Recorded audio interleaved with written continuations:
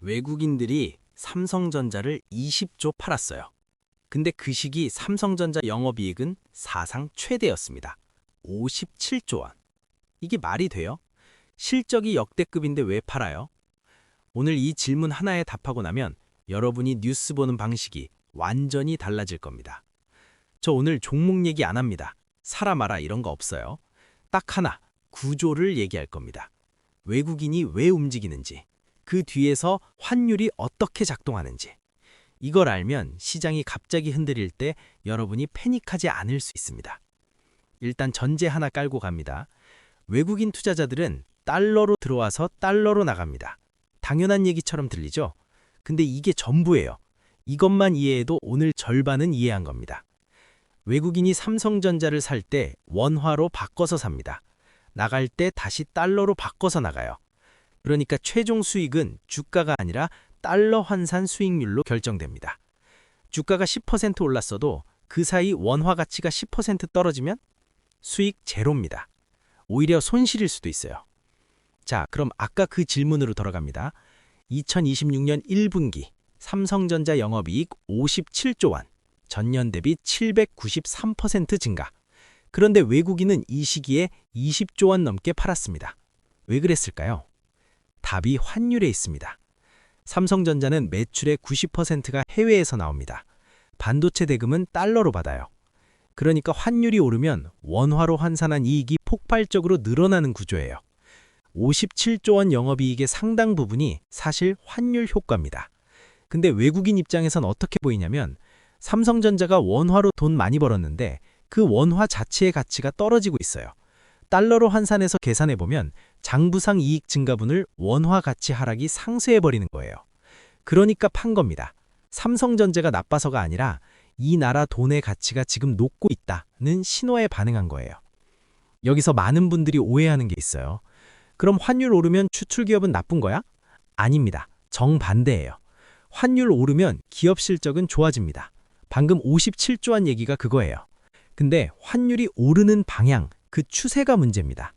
원화 가치가 계속 떨어지는 추세면 외국인 입장에선 지금 들어가봤자 나중에 달러로 바꿀 때 손해라는 거예요. 그래서 나오는 겁니다. 반대로 환율이 고점에서 꺾여서 원화 가치가 회복되는 추세로 바뀌면 외국인한테는 지금 들어가면 주가도 오르고 원화도 강해지니까 달러로 바꿀 때 이중으로 이득이에요. 이걸 업계에선 더블 리턴이라고 부릅니다. 주가 수익 플러스 환차익. 이 구조를 이해하면 외국인이 왜 어떤 타이밍엔 무섭게 사고 어떤 타이밍엔 가차없이 파는지가 보이기 시작해요. 외국인이 위기 때 왜 하필 삼성전자를 먼저 파는지 이것도 궁금하셨죠? 이유가 따로 있어요. 삼성전자가 나빠서가 아닙니다. 삼성전자는 코스피에서 시가총액 비중이 가장 크고 하루에도 수조 원씩 거래되는 유동성이 가장 풍부한 종목이에요. 외국인 입장에서 한국 시장에서 빠르게 현금 뽑아야 할 때 가장 빨리 팔 수 있는 게 삼성전자예요. 그래서 금융시장에선 이걸 ATM 현상이라고 부릅니다. 한국 증시 전체를 담보로 맡겨놓은 현금 인출기처럼 쓰는 거예요. 2026년 3월에 외국인이 국내 주식 채권 시장에서 빼간 돈이 365억 달러, 우리 돈으로 54조 원이에요. 2008년 금융위기 때 한 달 유출액이 9억 달러였는데 그걸 4배 가까이 뛰어넘은 겁니다. 그 중심에 삼성전자가 있었고요. 이게 기업의 문제가 아니라 구조의 문제라는 걸 이해하는 게 중요합니다. 그럼 반대 방향 사례도 봐야죠. 2017년입니다. 그해 원화가 안정적인 강세를 이어갔어요. 외국인은 코스피에서 연간 7조 원 가까이 순매수했고 삼성전자 주가는 그해 최대 59%까지 올랐습니다. 이 시기에 외국인이 삼성전자를 공격적으로 산 이유가 뭔지 이제 아시겠죠? 반도체 슈퍼사이클이라는 실적 기대감, 거기에 원화 강세라는 환차익 기대감, 이 두 개가 맞물린 겁니다. 기업 실적 플러스 환율 방향성, 이 두 개가 같은 방향을 가리킬 때 외국인 자금이 물밀듯이 들어오는 구조예요. 그런데 흥미로운 지점이 하나 있어요.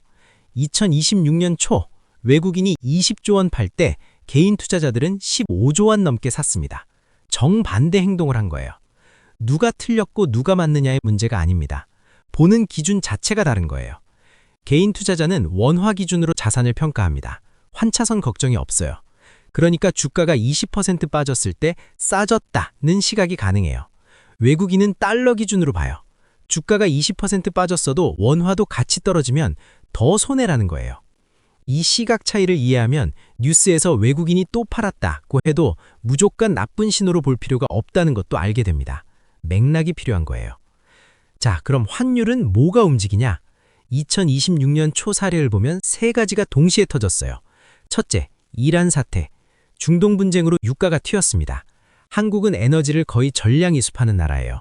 유가 오르면 수입 비용이 늘고 무역 수지가 나빠지고 원화 가치가 떨어지는 연쇄 구조입니다. 둘째, 미국의 관세 정책 불확실성. 반도체 수출 규제 가능성이 나오면서 삼성전자의 미래 수익성에 물음표가 생겼어요. 셋째, 연준의 고금리 유지. 달러가 강해지면 상대적으로 원화는 약해집니다. 이 세 개가 동시에 작용하면 환율은 방향성을 잃고 폭등합니다. 한 달 사이에 90원 넘게 뛰어서 1,530원을 찍었어요. 이런 상황에서 외국인은 ATM을 열 수밖에 없는 겁니다. 자, 오늘 얘기한 것들 정리할게요. 하나, 외국인은 달러 환산 수익률로 움직입니다. 기업 실적만 보는 게 아니에요. 둘, 환율이 오르는 추세는 기업 실적엔 좋고 외국인 수급엔 나쁩니다. 이 괴리가 시장을 혼란스럽게 만들어요. 셋, 삼성전자가 위기 때 집중 매도되는 건 기업 문제가 아니라 유동성 구조 문제입니다. 넷, 외국인이 돌아오는 타이밍은 환율의 방향성이 바뀔 때입니다. 수치 자체가 아니라 추세의 전환. 이 네 가지를 기억하시면 앞으로 시장이 흔들릴 때 뉴스를 다르게 읽으실 겁니다. 마지막으로 질문 하나 드릴게요. 여러분은 환율 뉴스를 어디서 어떻게 보고 있어요? 그냥 네이버 기사 제목만 보세요? 아니면 외국인 수급 데이터랑 같이 보세요? 댓글에 써주세요. 진짜 궁금합니다. 왜냐면 이 두 가지를 같이 보는 사람이랑 따로 보는 사람은 시장을 읽는 깊이가 완전히 달라요. 그리고 다음 영상에서는 환율 말고 외국인 수급을 실시간으로 확인하는 방법, 이거 구체적으로 다뤄볼게요. 생각보다 어렵지 않습니다.